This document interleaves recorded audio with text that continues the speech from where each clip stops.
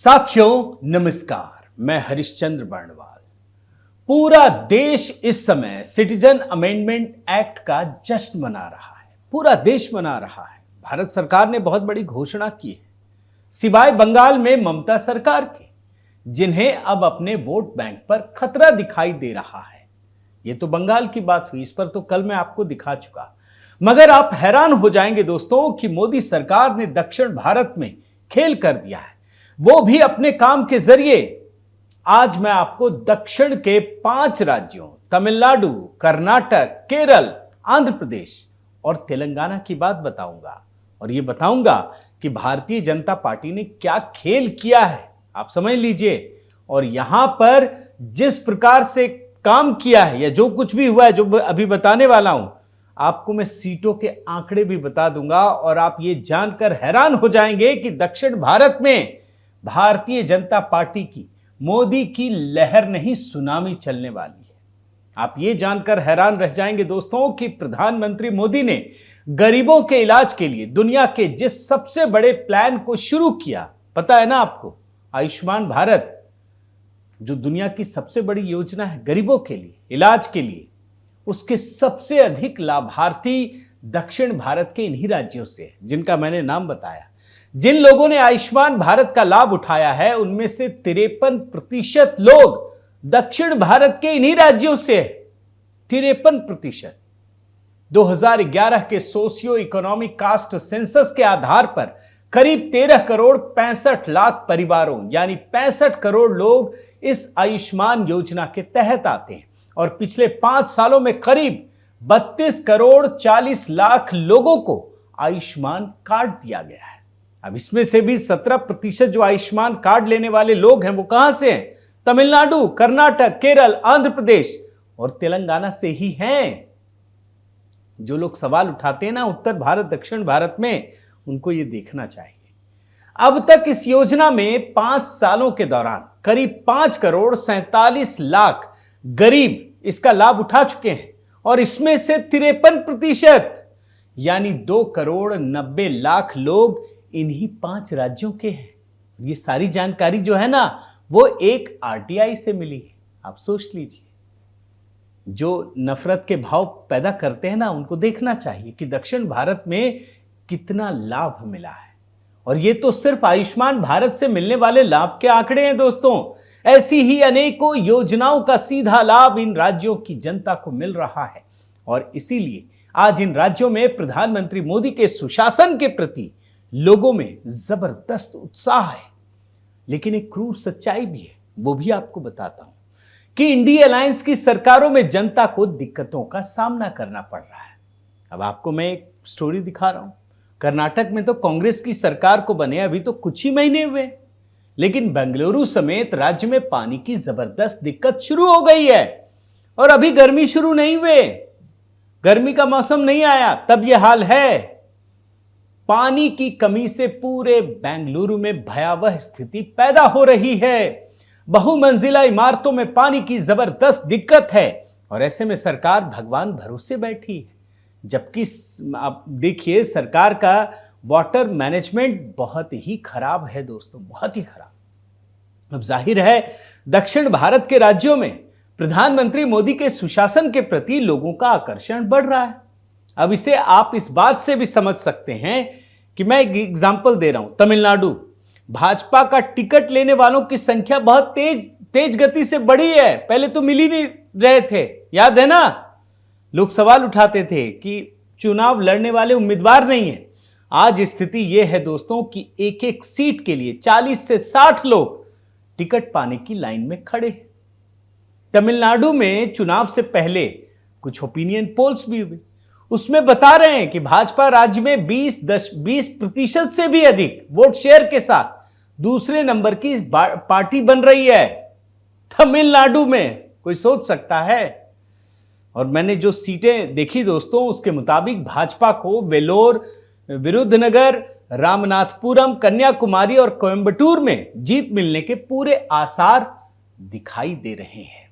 हाल ही में एक India TV CNX पोल भी सामने आया और उसमें बताया गया कि भाजपा को तमिलनाडु में 5 सीटें मिल रही हैं। वहीं तेलंगाना की बात करें दोस्तों, तो भाजपा को 2019 के लोकसभा चुनाव में आपको पता है ना 4 सीटें मिली थी और इस बार सीटों की संख्या दोगुने से भी अधिक होने जा रही है। तेलंगाना में राजनीतिक स्थिति पूरी तरह से बदल चुकी है और इसका उदाहरण यही है कि कांग्रेस के जो मुख्यमंत्री हैं रेवंत रेड्डी, वो खुद पीएम मोदी के मुरीद बन चुके हैं। हाल ही में एक सार्वजनिक सभा में उन्होंने पीएम मोदी को अपना बड़ा भाई बताया था। यही नहीं, चंद्रशेखर राव की पार्टी बीआरएस के सबसे बड़े नेता रामालू भाजपा में शामिल हो गए हैं और वो भाजपा के लिए नगर कुर्नूल से चुनाव लड़ रहे हैं। ये बड़े बदलाव आ रहे हैं। एक और हैं बीआरएस के बीबी पाटिल, वो भी भाजपा में शामिल हो चुके हैं। वो तो जहीराबाद के सांसद हैं और इस बार भाजपा के टिकट पर चुनाव लड़ रहे हैं। अब कोई तो वजह होगी ना कि जो सांसद है वो बीआरएस को छोड़ के भाजपा में आ रहा है। आप सोचिए, लोकसभा चुनाव में दोस्तों तेलंगाना में प्रधानमंत्री मोदी का ऐसा प्रभाव दिख रहा है कि कोई पार्टी या नेता उनके बिना अपनी जीत की संभावना नहीं देख रहा है।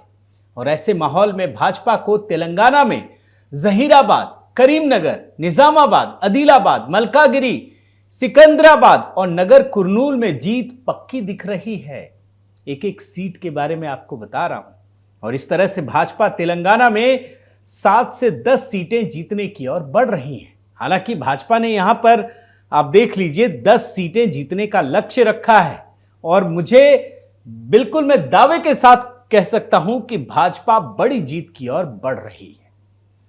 प्रधानमंत्री मोदी के जो सुशासन का असर है दोस्तों, वो अगर आप दक्षिण भारत के एक राज्य केरल में देखिए तो वहां भी दिख रहा है और इसी का परिणाम है कि सीपीआईएम को सबसे अधिक भाजपा से डर लग रहा है, कांग्रेस से नहीं डर लग रहा है।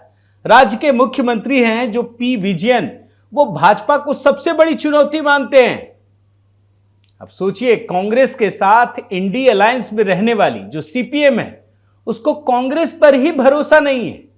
उसे लग रहा है कि भाजपा का काम आसान हो रहा है। और इंडी अलायंस की दोस्तों पार्टियां जब चुनाव के समय ही लड़ रही हैं तो जनता के सामने एक सशक्त विकल्प कौन नजर आता है? प्रधानमंत्री मोदी। जनता भी देखती है कि भाई जो हमारा जो पक्ष में है, विपक्ष में, वो आपस में ही लड़ रहा है।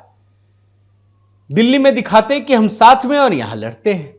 और ओपिनियन पोल्स भी दोस्तों केरल में बता रहे हैं कि भाजपा दमदार तरीके से आगे बढ़ रही है और हालात जिस तेजी से बदल रहे हैं, केरल की बात बता रहा हूं, उससे लगता है कि भाजपा केरल में 4 से 5 सीटों पर भी चुनाव जीत सकती है। मैं आपको सीटें भी बताता हूं। थ्रिसूर से सुरेश गोपी, पट्टानमिट्टा से अनिल एंटनी, तिरुवनंतपुरम से राजीव चंद्रशेखर और एंटीगल से के मुरलीधरन। ये चारों उम्मीदवारों के चुनाव जीतने की बहुत ही बड़ी संभावना है। अब आपको मैं दक्षिण भारत के एक और राज्य लेकर चलता हूं, आंध्र प्रदेश। यहां की राजनीतिक स्थिति का हाल बताता हूं। प्रधानमंत्री मोदी से 2018 में दूर रहने वाले जो चंद्रबाबू नायडू हैं, वो वापस एनडीए में शामिल हो गए हैं, पता है ना खबर। और भाजपा के साथ मिलकर टीडीपी ने 2014 में जब मिलकर चुनाव लड़ा था तो 17 सीटों पर जीत हासिल की थी और इसी गठबंधन का परिणाम था दोस्तों कि चंद्रबाबू नायडू राज्य के मुख्यमंत्री बने थे। बाद में भाजपा से अलग हुए, साफ हो गए। अब 2024 में एक बार फिर भाजपा और टीडीपी के साथ आने से आंध्र प्रदेश में जगन मोहन रेड्डी के खिलाफ बन रहे एंटी इनकम्बेंसी का पूरा फायदा इस गठबंधन को प्रधानमंत्री मोदी के नेतृत्व में मिलेगा। और इसका फायदा भाजपा को आप बता देता हूं मैं कहां कहां मिलेगा। विजयवाड़ा, गुंटूर, राजमुंद्री, मछलीपट्टनम, तिरुपति और विशाखापट्टनम में साफ साफ दिख रहा है कि भाजपा यहां एक बड़ी ताकत के रूप में उभर रही है। और जब तक टीडीपी के साथ भाजपा का गठबंधन नहीं हुआ था, आप ये समझिए कि जो मैंने ओपिनियन पोल्स देखा दोस्तों, उसमें 17 सीटें टीडीपी को मिल रही हैं। लेकिन आंध्र प्रदेश की राजनीति गजब है कि ये भाजपा से दूर होते हैं, खत्म हो जाते हैं, और भाजपा के साथ जब मिलते हैं तो एक बड़ी शक्ति बन जाते हैं। और इसीलिए जब भाजपा के साथ इनका गठबंधन हो गया टीडीपी का, जनसेना भी साथ में, तो आंध्र प्रदेश की 25 लोकसभा सीटों पर ये उम्मीद की जा रही है कि पूरा का पूरा क्लीन स्वीप ना कर दें। और इसी तरह का हाल कर्नाटक में है। कर्नाटक की राजनीति का हाल देख लीजिए। यहां पर भाजपा और जेडीएस का गठबंधन हो गया है। वैसे ही भाजपा लोकसभा चुनाव में यहां बहुत मजबूत स्थिति में होती है, लेकिन अब जेडीएस के मिलने से एक तो कांग्रेस की जो सरकार है उसका कुशासन, और दूसरी तरफ प्रधानमंत्री मोदी का आकर्षण। इसीलिए ओपिनियन पोल देखिए दोस्तों, तो भाजपा जेडीएस गठबंधन को राज्य में 24 सीटें मिलने वाली है। ये तो मैं ओपिनियन पोल की बात कह रहा हूं, लेकिन जब एग्जैक्ट पोल आते हैं ना, उसके नतीजे, तो स्थिति बदल जाती है। तो कुल मिलाकर साथियों, भाजपा एक तरफ जहां बहुत तेजी से अपने चुनावी वादे पूरे कर रही है, वहीं दूसरी तरफ कांग्रेस और इंडिया अलायंस शासित राज्यों में जनता को बुनियादी सुविधाओं से भी जूझना पड़ रहा है। और खास बात यह है कि इंडिया अलायंस की सरकारें तमाम कोशिशों के बाद भी चुनाव के दौरान इन मुसीबतों से छुटकारा दिलाने में नाकाम है। और इसीलिए मैंने बंगाल की भी बात कही और कर्नाटक की भी बात कही, जहां पानी की भारी किल्लत हो गई है। और इसीलिए आप समझ लीजिए कि जनता का विश्वास किन लोगों पर होने वाला है। पीएम मोदी जब कहते हैं ना अब की बार 400 पार, ऐसे ही नहीं कह रहे हैं, वो तो जमीन पर दिखाई पड़ रहा है। बहुत बहुत धन्यवाद। आपसे निवेदन है साथियों कि आप मेरे इस चैनल को जरूर सब्सक्राइब कीजिए, लाइक कीजिए, शेयर कीजिए, कमेंट कीजिए और इस बेल आइकन को प्रेस करना मत भूलिएगा। नमस्कार।